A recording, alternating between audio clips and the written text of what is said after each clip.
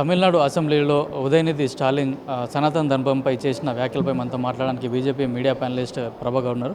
అని చెప్పండి, నిన్న ఉదయనిధి స్టాలిన్ కూడా మాట్లాడుతూ సనాతన ధర్మాన్ని మొత్తం నిర్మూలించాలని చెప్పారు. ఎవరి భక్తి వాళ్ళ ఇష్టం, ఎవరి ధర్మం వాళ్ళ ఇష్టం. ఈరోజు ఆయన సనాతన ధర్మం గురించి మాట్లాడుతున్నాడు కదా, ఆయన వేరే మతం గురించి, వేరే వాళ్ళ ధర్మాల గురించి ఆయన మాట్లాడే ధైర్యం వాళ్ళకుందా? ప్రతి ఒక్కడికి ఫ్యాషన్ ఏమైందంటే సనాతన ధర్మం, దాని గురించి మాట్లాడడం ప్రతి ఒక్కరికి ఫ్యాషన్ అయిపోయింది ఈ రోజున. ఎందుకంటే ఎవరు గట్టిగా గొంతెత్తి మాట్లాడట్లేదు అని. సో అసలు అసెంబ్లీకి ఎందుకు వెళ్తున్నట్టు వీళ్ళు? ఏమైనా డెవలప్మెంట్స్ ఇష్యూస్ గురించి వెళ్తున్నారా? అంటే ఇప్పుడు కామన్గా అసెంబ్లీకి వెళ్ళే వాళ్ళు ఎవరైనా కూడా మా కాన్స్టిట్యున్సీలో ఈ నిధులు కావాలి, మాకు ఇక్కడ మౌలిక సదుపాయాలు లేవు, సో దీనికి సంబంధించిన యూనివర్సిటీస్ లేవు, కాలేజెస్ లేవు, లేకపోతే హాస్పిటల్స్ లేవు, ఇలాంటి వాటి గురించి మాట్లాడాలి. కానీ వీళ్ళు ఏం మాట్లాడుతున్నారు? సనాతన ధర్మం గురించి మాట్లాడాల్సిన అవసరం వాళ్ళకేముంది? ఫర్ ఎగ్జాంపుల్ తెలంగాణ తీసుకుంటే మన భక్తి మన ఇష్టం. మనకి మైసమ్మ గుడి, కట్ట మైసమ్మ అని, పెద్దమ్మ తల్లి, ఇంకా మనకి చాలా దేవాలయాలు ఉంటాయి. అది మన భక్తి మన ఇష్టం. అలాగే అక్కడైనా తమిళనాడులో అయినా కూడా అంతే, వాళ్ళ ధర్మాన్ని వాళ్ళు గౌరవించుకుంటారు. సో ఒకళ్ళ ధర్మాన్ని ఒకళ్ళు కాదు అని అనడానికి లేదు. ఆల్రెడీ ఎలక్షన్లో ఉదయనిధికి ప్రజలు బుద్ధి చెప్పారు. ఇలాంటి మాటలు బయటకు మాట్లాడడం వల్ల ఏం జరిగింది? ఈరోజు గద్దెను దింపారా లేదా? ఇప్పటికైనా బుద్ధి రాకుండా ఇంకా నువ్వు అవే మాటలు మాట్లాడడం వల్ల ఏ విధమైన ఉపయోగం ఉందా? చేతకాని దద్దమ్మలే ఇలాంటి మాటలు అసెంబ్లీలో కూర్చొని మాట్లాడతారు. పని పాటు ఉండదు వాళ్ళకి. ఇంకేంటంటే డెవలప్మెంటల్ యాక్టివిటీస్ గురించి మాట్లాడేది ఉండదు. ఇంక ఏ ప్రజలు ఎట్లా ఏమైపోయినా పర్వాలేదు, వాళ్ళ నిరుద్యోగ సమస్యల గురించి మాట్లాడడానికి ఉండదు, మహిళల ఇబ్బందుల గురించి ప్రొటెక్షన్ గురించి మాట్లాడేది ఉండదు. ఇవేమీ లేనట్టు సనాతన ధర్మం గురించే ఉందా ఆయనకి మాట్లాడడానికి? సో ఇలాంటి నాయకులు వీళ్ళు ఇన్ని సంవత్సరాలు సీఎం కింద వాళ్ళ నాన్నగారు చేశారు. మరి ఏం చేశారు వాళ్ళు? కాబట్టి ఈరోజు వాళ్ళ పరిస్థితి రోడ్డు మీదకి వచ్చింది. ఇలాంటి మాటలు మాట్లాడే వాళ్ళకి కూడా ఖచ్చితంగా అసెంబ్లీలో ఒక పనిష్మెంట్ అనేది ఇవ్వాలి. సో అసెంబ్లీకి వచ్చామంటే కొన్ని రూల్స్, రెగ్యులేషన్స్, గైడ్లైన్స్ ఉంటాయి. నువ్వు ఆ ప్రకారం మాట్లాడాలి. అంతకుముందు ఇక్కడ కూడా మందుల షామిల్ నోటుకు వచ్చిన మాట్లాడారు. అది ఇక్కడ వందే మాత్రం మన గేయాన్ని ఆల్పిస్తుంటే మధ్యలో వెళ్ళిపోయారు. సో ఇవేంటంటే వీళ్ళకి ఒక క్రమశిక్షణ అనేది ఉండాలి. అసెంబ్లీ అంటే ఏం గైడ్లైన్స్ ఉన్నాయి అవి మనం పాటించాలి, ఏం మాట్లాడాలి అదే మాట్లాడాలి. అంతేగాని కొట్టుకోవడానికి కాదు, కొట్టుకోవడానికి పిచ్చి పిచ్చి మాట్లాడడానికి అయితే మన అసెంబ్లీకి వెళ్ళట్లేదు.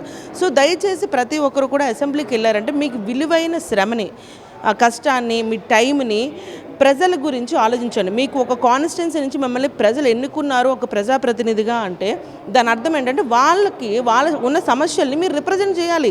దానికోసం మీరు అసెంబ్లీకి వెళ్తున్నారు. అంతేగాని సనాతన ధర్మం కోసం కాదు. సనాతన ధర్మం కోసం మాట్లాడే ధైర్యం ఉన్న వాళ్ళు మిగతా మతాలు, కులాల గురించి కూడా మాట్లాడాలి.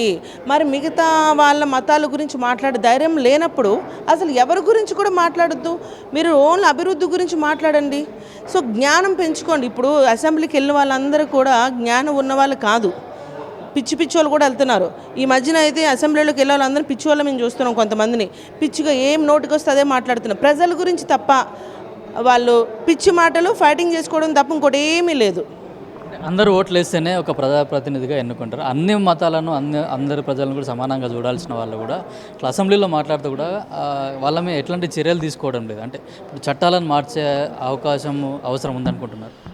ఖచ్చితంగా చట్టాలు ఇప్పుడు ఏంటంటే ఇలా మాట్లాడే వాళ్ళ మీద పనిష్మెంట్ తీసుకోవాలి. పనిష్మెంట్ అంటే అయితే ఒక 1 year వాళ్ళని సస్పెండ్ చేయాలి. సస్పెండ్ చేసి ఆ 1 yearలో కూడా వాళ్ళకి ఎటువంటి అలయన్సెస్ ఇవ్వకూడదు. సో వాళ్ళకి ప్రజెంట్ అయితే ఏముంటుంది, మనకి వాళ్ళకి డీజిల్ అలయన్స్, ట్రావెల్ అలయన్సెస్ ఉంటాయి కామన్గా, పనోలు, ఈ జీతాలు ఇవన్నీ ఇవ్వకూడదు. ఆ రెమ్యూనరేషన్స్ కూడా ఆ 1 year ఆపేయాలి. అంటే వాళ్ళకి ఎట్లా ఉండాలంటే అసెంబ్లీ అంటే ఒక భయం పుట్టాలి. అసెంబ్లీలో ఒక ప్రజల సమస్యల కోసమే మాట్లాడాలి. ఎందుకంటే ప్రజాప్రతినిధి ప్రజలు ఎన్నుకున్న నాయకులు కాబట్టి ఆ ప్రజల సమస్యల గురించి రిప్రజెంట్ చేయడానికే మనకి హక్కు ఉంది. అంతకుమించి పిచ్చి మాటలు మాట్లాడడానికి లేదు. ప్రజలంటే ఎవరు? అన్ని కులస్తులు వస్తారు, అన్ని మతస్థులు వస్తారు. నీకు ఒక్క కులస్తులే నీకు ఓటేశారా? ఇప్పుడు క్రిస్టియన్ వాళ్ళే మీకు ఓటేశారా? కాదు కదా. అందరు కులస్తులు ఓటేస్తేనే కదా ఈరోజు ఉదయ్ స్టాలిన్ అనే వ్యక్తి అసెంబ్లీలో ఉన్నాడు. మరి ఎందుకు ఆ విధంగా ఎందుకు ఆలోచించట్లేదు? సో ఇలాంటివి కొనసాగకుండా పనిష్మెంట్ అనేది ఇవ్వాలి. చాలా ఉన్నాయి మనకి దీంట్లో. ప్రివిలేజెస్ కమిటీ ఉంటుంది, ప్రివిలేజ్ కమిటీ వేయండి. ఇట్లాంటి కమిటీస్ చాలా ఉంటాయి. వీళ్ళు సస్పెండ్ చేయండి, వీళ్ళకి పెనాల్టీస్ పెట్టించండి. సో ఇట్లాంటి ఒక్క పెనాల్టీ చేసినా, ఒక్క సస్పెన్షన్ చేసినా కూడా అది క్లియర్గా పేపర్లో వస్తుంది. సో నెక్స్ట్ టైము ఇంకొక ప్రజాప్రతినిధి ఎవరైనా కూడా అసెంబ్లీలో మాట్లాడేటప్పుడు మనకి ఏది సబ్జెక్ట్ అదే మాట్లాడాలి, పిచ్చి పిచ్చి మాటలు మాట్లాడడానికి అయితే అసెంబ్లీ కాదు అనేది డైవర్షన్ అనేది ఉంటుంది. అంటే డైవర్షన్ పాలిటిక్స్ అనేది తగ్గుతుంది. సో ప్రజల కోసం ఆలోచించే పరిస్థితి ఎక్కువ ఉంటుంది ఆ టైంలో. ఒక్కొక్క ఎమ్మెల్యేకి ఇచ్చే టైమే తక్కువ. ఆ తక్కువ టైంలో కూడా వీళ్ళు మాట్లాడేవన్నీ కూడా పిచ్చివాడు మాట్లాడితే వీళ్ళు అసెంబ్లీకి ఉపయోగం లేదు. అప్పుడు విజయ్ కూడా సీఎం హోదాలో ఉండి కూడా ఇట్లా స్టాలిన్ మాట్లాడినప్పుడు కూడా ఎట్లాంటి అభ్యంతరం కూడా చెప్పలేదు అసలు. యాక్చువల్లీ ఆయన కూడా ఇప్పుడు ఫస్ట్ టైం ఆయన సీఎం, ఆయన ఇంకా అన్నీ తెలుసుకుంటున్నారు. ఒక విధంగా ప్రజలు మార్పును కోరుకున్నారు, ఆ మార్పుని అందరూ ఆహ్వానించారు. సో ఆయన సీఎం అయ్యాడు. ఇప్పుడు ఆయన కూడా ఏంటంటే కొత్త మార్పులు చేయాలంటే అసెంబ్లీలో ఆయన కూడా దేనికి నేను సీఎం నన్ను ఎందుకు సీఎం చేశారు ప్రజలు, సో ఇవన్నీ మార్చడానికి అన్న దాని మీద ఆయన వాళ్ళ చుట్టూ ఉన్న అడ్వైజర్స్ ఉంటారు కదా కామన్గానే, సో వాళ్ళ అడ్వైజర్స్ తీసుకొని చట్టాలు అనేది మార్పులు చేయాల్సిన అవసరం ఉంది. So what ever the guide lines we have in assembly, ఆ గైడ్లైన్స్ ఎవరైతే పాటించట్లేదో వాళ్ళ మీద చర్య అనేది తీసుకోవాలి ఆయన కూడా. సో నేర్చుకోవాలని చెప్తున్నాం మేము. ఇప్పుడు ప్రధానమంత్రి మోడీ మొన్న హైదరాబాద్ వచ్చినప్పుడు కూడా కొన్ని పొదుపు మంత్రాలు కూడా చెప్పారు. అయితే కాంగ్రెస్ వాళ్ళు ప్రధానమంత్రి 2 వెహికల్స్ తగ్గిస్తే దేశానికి సేవ్ అవుతుందని చెప్పేసి కూడా కొన్ని విమర్శలు చేస్తూ ఉన్నారు. ఇప్పుడు ప్రధానమంత్రి గారు చేసిన దాంట్లో తప్పేముంది? ఓపెన్ చెప్పాలంటే దేశ ఆర్థిక వ్యవస్థ బాగుండాలి అనే ఆలోచనతో ఆయన చేసిన వ్యాఖ్యలు అవి. ఇప్పుడు బంగారం గురించి ఎగ్జాంపుల్ మాట్లాడితే, మరి అంతకుముందు 1967 ఆ టైంలో ఇందిరాగాంధీ గారు మాట్లాడలేదా? నేషనల్ డిసిప్లిన్ కావాలి, బంగారం ఎవరు కొనొద్దు అని చెప్పారు కదా. తర్వాత 2013లో చిదంబరం గారు చెప్పారు కదా, ఆయన కూడా బంగారం కొనొద్దు అని. సో ఇందులో ఆయన కొనొద్దు అని చెప్పలేదు, ఇక్కడ బంగారం కొనడం తగ్గించండి అని చెప్పారు. సో ఇప్పుడు బంగారం కొనడం తగ్గించడం వల్ల దేశ ఆర్థిక వ్యవస్థ అనేది కొంచెం బాగుంటుంది. మన దగ్గర ఉన్న డబ్బులన్నీ కూడా వేరే దేశానికి వెళ్ళిపోతున్నాయి, అలా వెళ్ళనివ్వకుండా మళ్ళీ ఆపండి అంటున్నారు. ఇప్పుడు ఎగ్జాంపుల్ ఎందుకు ఆయన కాన్వే తగ్గించుకున్నారు కదా. సో ఇప్పుడు ప్రధానమంత్రి స్థాయిలోనే అంత సెక్యూరిటీ ఉంటుంది ఆయనకి, ఆయన ఎంత థ్రెట్ ఉంటుందో చెప్పండి. అలాంటి ఆయనే కాన్వే తగ్గించుకుంటే ఆటోమేటిక్గా ఏమవుతుంది, ఆయన్ని చూసి మిగతా వాళ్ళందరూ మారుతారు కదా, మార్పు అనేది వస్తుంది. ఇప్పుడు ఆయన చూసి రేవంత్ రెడ్డి తగ్గించారు, ఇక్కడి నుంచి ఆంధ్ర సీఎం తగ్గిస్తారు, మినిస్టర్లు ఇంకా తగ్గించుకుంటారు. సో దీనివల్ల చాలామంది మెట్రో, ఇప్పుడు ఈవెన్ నేను కూడా ఈరోజు మెట్రోలో వెళ్ళడానికి నేను సిద్ధమయ్యాను. సో అంటే మార్పు అనేది మనతోనే మొదలవ్వాలి, అంటే మనల్ని చూసి వేరే వాళ్ళు మారాలి. ఇప్పుడు మా ప్రధానమంత్రి గారు ఏం చెప్పారు, తగ్గించండి డీజిల్ వాడకం, పెట్రోల్ వాడకం అని చెప్పారు. అని చెప్పి ఆయన 10 వెహికల్స్ మీద వెళ్ళట్లేదే, నేనే మార్పు తెస్తున్నాను, నేనే చేంజ్ అయ్యాను, మరి మీరెందుకు చేంజ్ అవ్వరు అన్నదాన్ని క్లియర్గా చెప్తున్నారు. అందులో తప్పుందా?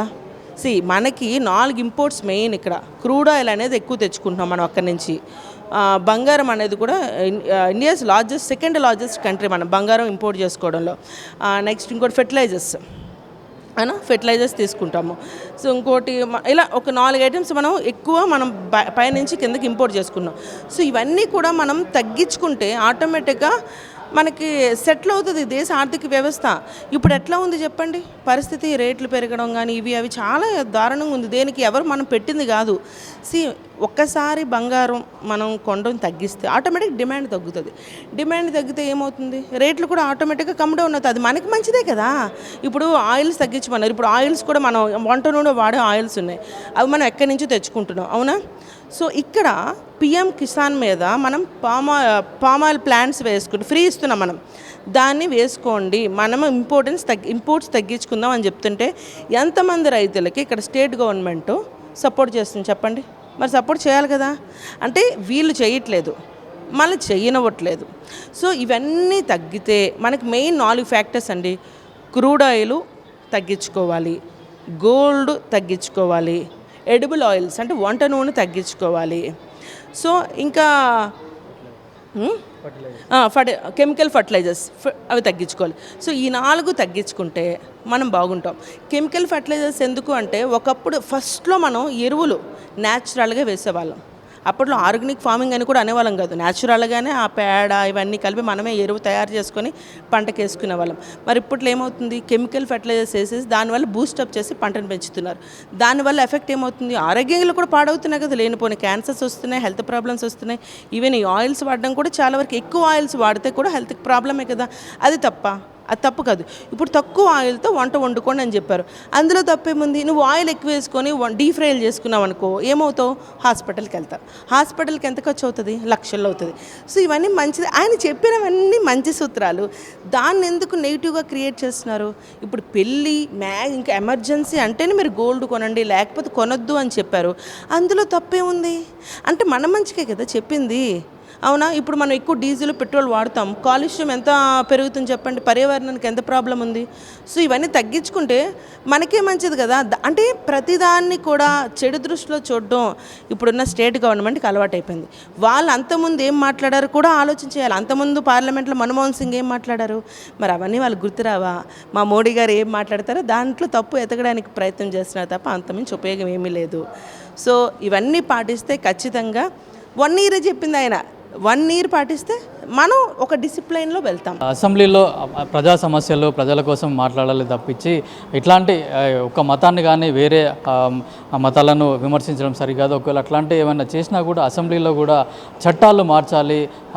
సనాతన ధర్మం పైన కానీ ఇతర మతాలపైన కూడా చేసినవి ఏమైనా వ్యతిరేక వ్యాఖ్యలు చేస్తే వాళ్ళపైన ఒక చర్యలు తీసుకోవాలంటున్నారు. అట్లాగే మోడీ చెప్పిన సూత్రాలను, పొదుపు సూత్రాలను పాటించి దేశ భవిష్యత్తుకు అట్లాగే ఆర్థిక వ్యవస్థ బలోపేతానికి కూడా కృషి చేయాలని చెప్పేసి కూడా బీజేపీ మీడియా ప్యానలిస్ట్ ప్రభాకర్ చెప్తున్నారు. కెమెరామెన్ మోహిత్తో కిరణ్ కుమార్, పల్లవి టీవీ, హైదరాబాద్.